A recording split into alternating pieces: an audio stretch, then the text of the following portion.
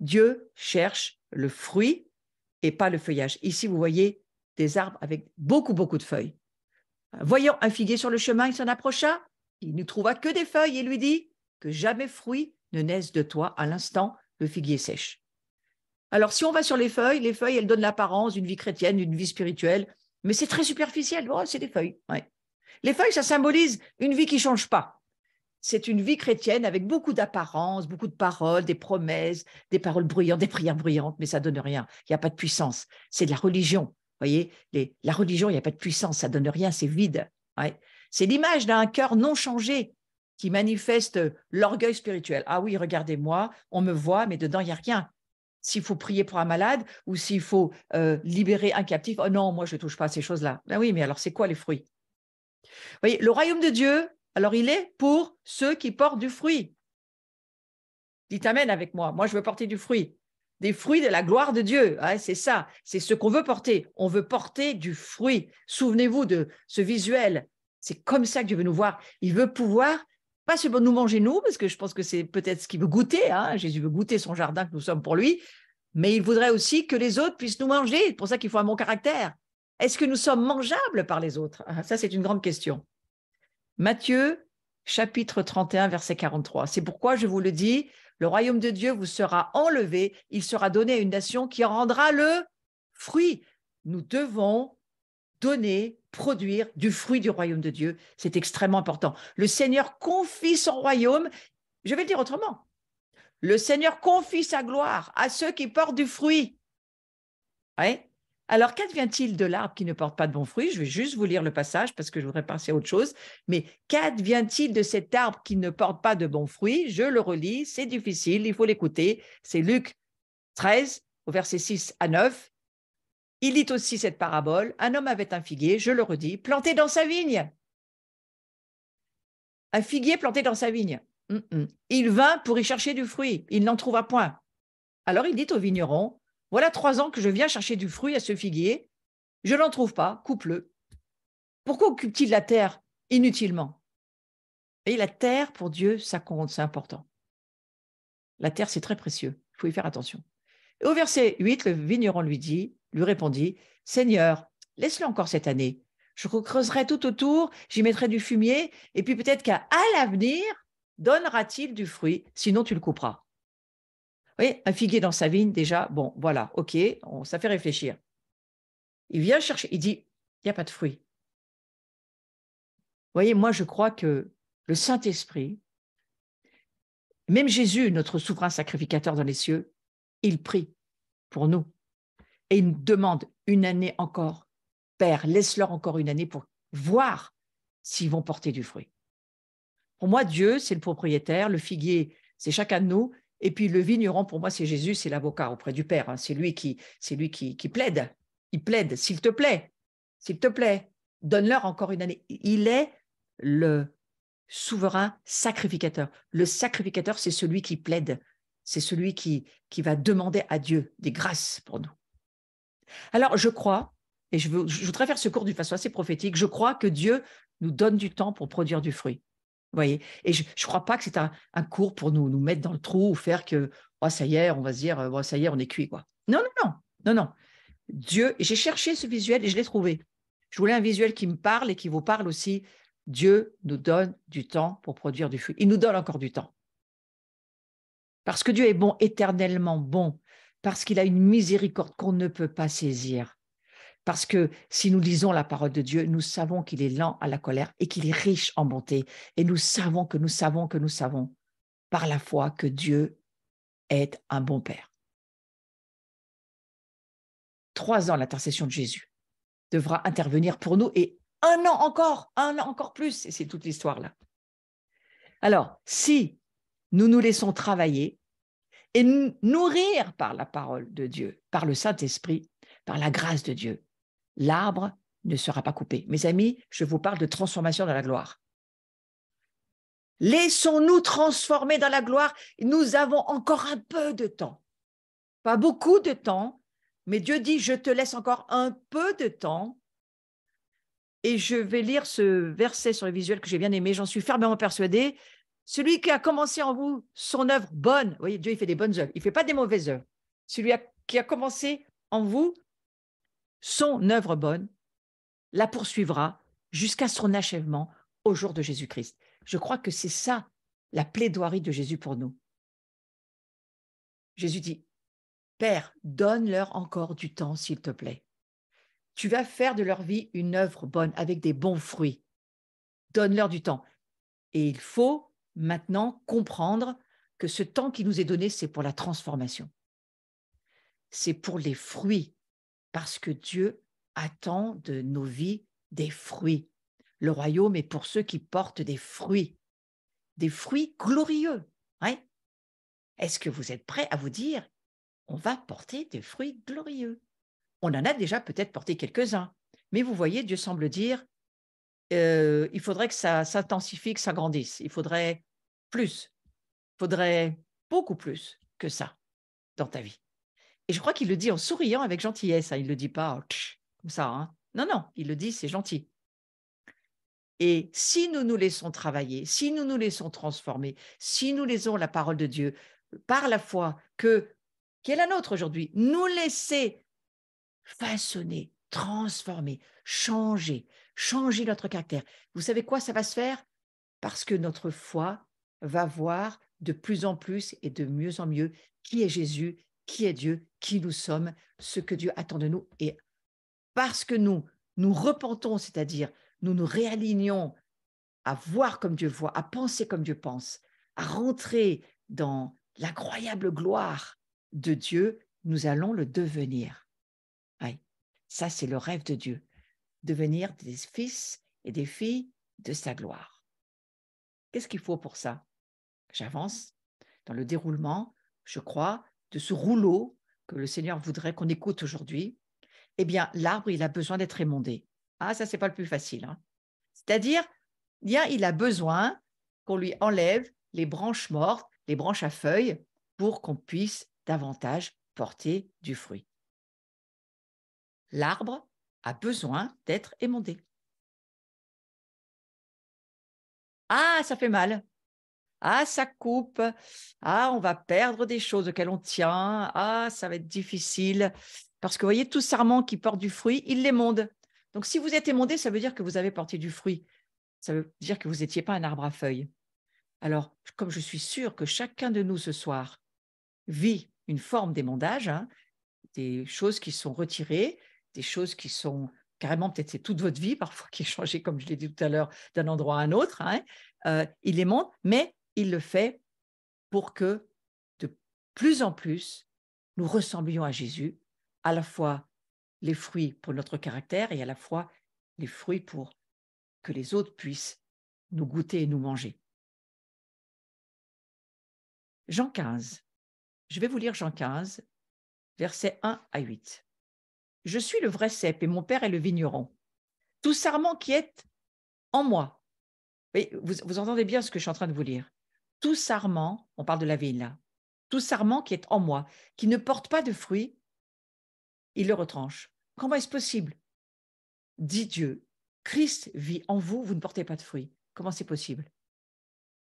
Tout sarment, je relis, qui est en moi.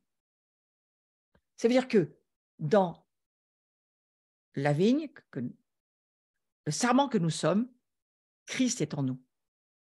Christ est en nous. Et parce que Christ est en nous, c'est impossible qu'on ne porte pas de fruits. C'est impossible. Ou alors, si on ne porte pas de fruits, c'est qu'il y a un vrai souci, c'est que Christ n'est pas là alors. Mais regardez, tout sarment qui porte du fruit, et je crois que c'est notre histoire pour ce soir. Chacun d'entre vous, vous portez déjà du fruit, j'en suis absolument sûre. Et il va vous émonder. Pourquoi? Il l'émonde afin qu'il porte encore plus de fruits. Déjà, vous êtes purs à cause de la parole que je vous ai annoncée. Demeurez en moi, je demeurerai en vous. Comme le sarment ne peut de lui-même porter du fruit s'il ne demeure attaché au cep, ainsi vous ne le pouvez pas non plus si vous ne demeurez pas en moi. Je suis le cep, vous êtes les sarments. Celui qui demeure en moi et en qui je demeure porte beaucoup de fruits. Car sans moi, vous ne pouvez rien faire. Si quelqu'un ne demeure pas en moi, il est jeté dehors, comme le sarment, il sèche. Et puis on le ramasse, on le jette au feu et il brûle. Vous voyez, cette histoire de sarment jeté au feu et qu'on brûle, c'est parce que Christ n'est pas en lui et que si Christ n'est pas dans ce sarment, c'est qu'il n'y a personne. Pas vraiment, parce que si ce n'est pas Christ, c'est qui est en nous? C'est ou Christ qui vit en nous, ou le diable qui vit en nous. Et ceux qui n'ont pas Christ en eux, eh bien, pas maintenant. On est dans un temps de grâce et de faveur. Et il y a encore beaucoup d'opportunités qui vont être données pour que tous ceux qui n'ont pas Christ en eux le trouvent et soient sauvés. Mais c'est quand même un avertissement très lourd. Au moment du retour de Jésus, tous ceux qui ne vont pas avoir Christ en eux, là, ça ne sera plus l'heure de la greffe, seront jetés et mis au feu. C'est pour ça que Dieu va tout faire, absolument tout faire, pour sauver le plus grand nombre. Et pour nous, qui portons Christ, nous portons du fruit. Mais j'aimerais tellement que ça ne mette pas de doute dans votre vie, que vous compreniez que vous portez du fruit parce que Christ est en vous. Vous portez obligatoirement du fruit. Et que ce fruit-là, maintenant, Dieu en veut plus. Donc, il veut plus que ce que vous faites déjà. Ne laissez pas le diable vous dire « je ne porte pas de fruits ». Non, commencez à dire « commencez à regarder, vous portez des petits fruits, c'est évident dans votre vie, il faut absolument que vous les voyez. Mais maintenant, il faut vous dire « il faut que je porte beaucoup plus que ça, parce que c'est ce que Dieu veut, pas seulement pour moi, mais pour le monde qui est autour de moi. C'est une urgence, c'est l'heure pour Israël, pour tous ceux qui ne connaissent pas Jésus, tous les Juifs qui ne connaissent pas Jésus et toutes les nations qui ne connaissent pas encore Jésus, c'est l'heure, il faut absolument qu'ils le rencontrent. Et ils vont le rencontrer par les fruits que nous allons laisser se libérer, tous les dons que Dieu va utiliser au travers de nous. Si vous demeurez en moi, je lis la suite, et que mes paroles demeurent en vous, demandez ce que vous voudrez, et cela vous sera accordé. Si vous portez beaucoup de fruits, c'est ainsi que mon Père sera glorifié et vous serez mes disciples. Il faut porter du fruit dans tous les domaines de nos vies. La vie professionnelle, ça peut être une réussite, mais aussi le mariage, qui peut être un échec aussi. Il faut que ça devienne une réussite. L'éducation des enfants, ça s'est peut-être mal passé, mais maintenant, ça va devenir une réussite. Il faut absolument qu'on porte du fruit dans tout ce qui est de notre vie. Et pour cela, frères et sœurs, il faut mourir à nous-mêmes. Il n'y a pas d'autre possibilité. Pour porter du fruit, il faut mourir. Pour créer des petits Christ, il a fallu qu'il donne son fils, Jésus. Eh bien, pour nous, ça va être la même chose. Et c'est dans Jean, chapitre 12, verset 24, « En vérité, je vous le dis, si le grain de blé qui est tombé en terre ne meurt, il reste seul. Mais s'il meurt, qu'est-ce qu'il fait? Il porte beaucoup de fruits. » Donc, vous voyez, ça va aussi avec cet émondage et cet élagage. Dieu nous émonde, Dieu élague, parce qu'il faut que nous portions beaucoup plus de fruits. Nous en portons déjà, mais pas assez pour Dieu. Et il le dit par amour, il le dit parce qu'il est intéressé à ce que le monde autour de nous puisse être sauvé et puisse goûter nos fruits. Pour porter du fruit, il faut donc mourir à nous-mêmes. La mort de soi-même, elle passe par la repentance qu'il faut vivre.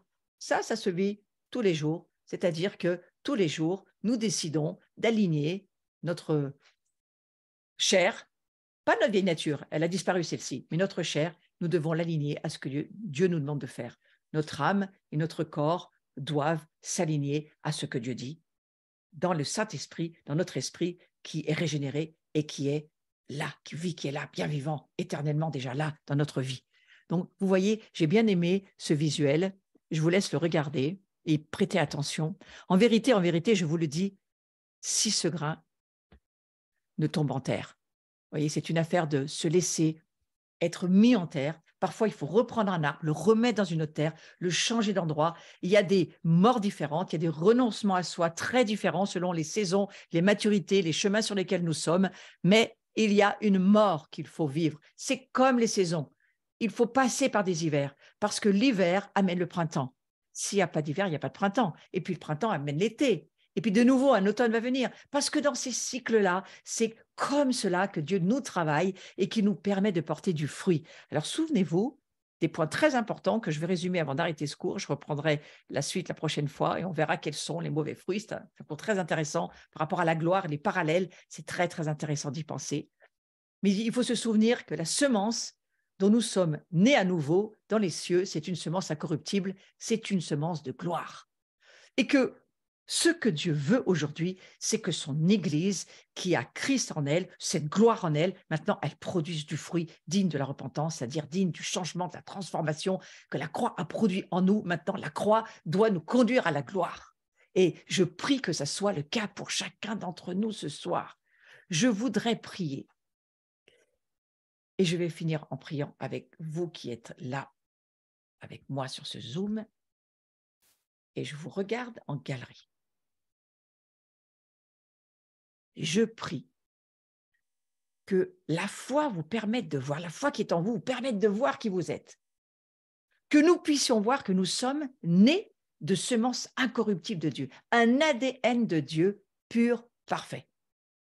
Cette semence, elle est parfaite. Maintenant, elle va se développer, cette semence. Il faut absolument qu'elle devienne un arbre.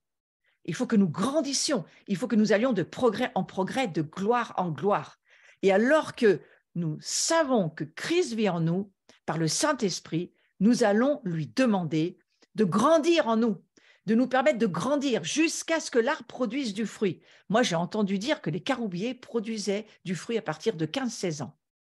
Donc, vous voyez, ces deux arbres qui viennent d'être replantés en Israël n'avaient encore pas porté de fruits. Et c'est pour ça qu'il faut les replanter dans une terre différente à un certain âge. Eh bien, c'est peut-être l'histoire de chacune de nos vies.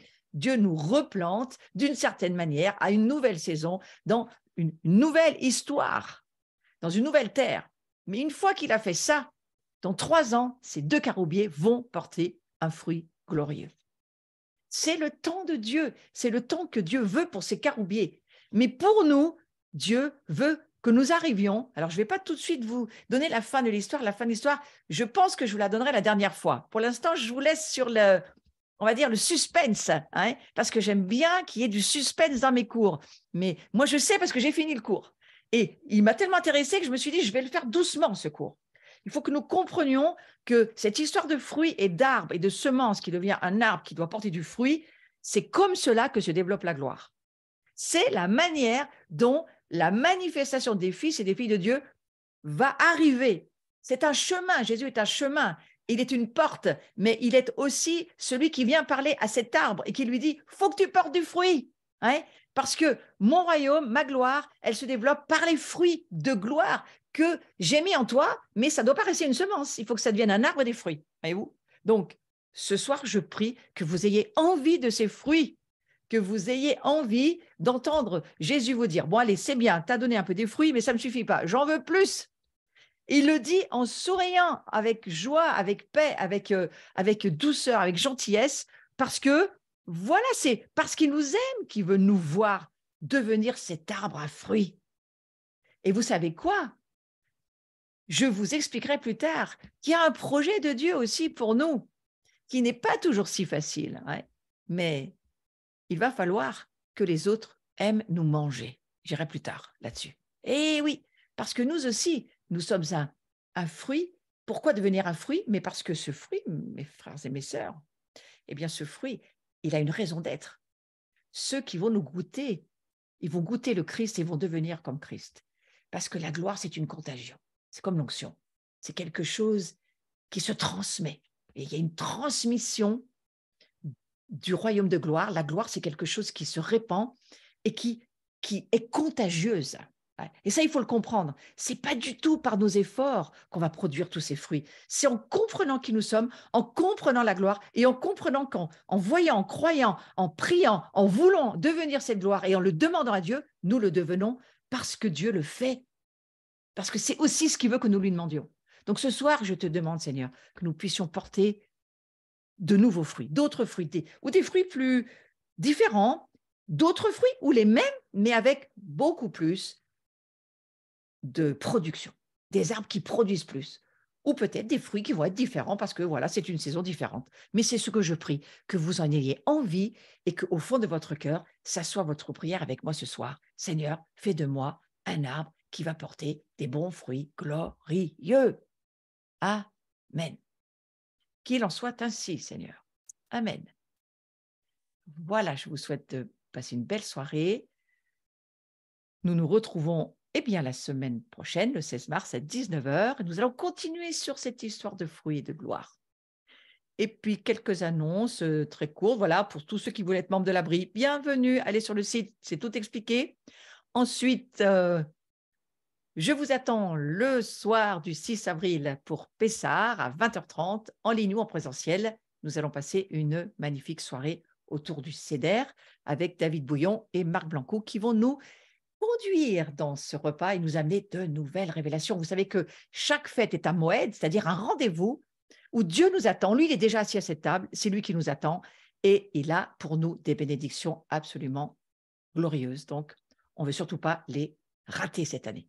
Voilà, un Pessard ensemble. Et puis ensuite, nous allons avoir la Maison de Jean avec Jean-Michel Tour. J'en ai déjà parlé beaucoup de fois. Bienvenue à tous ceux qui voulaient nous suivre en présentiel ou en ligne. Je crois que les deux seront possibles.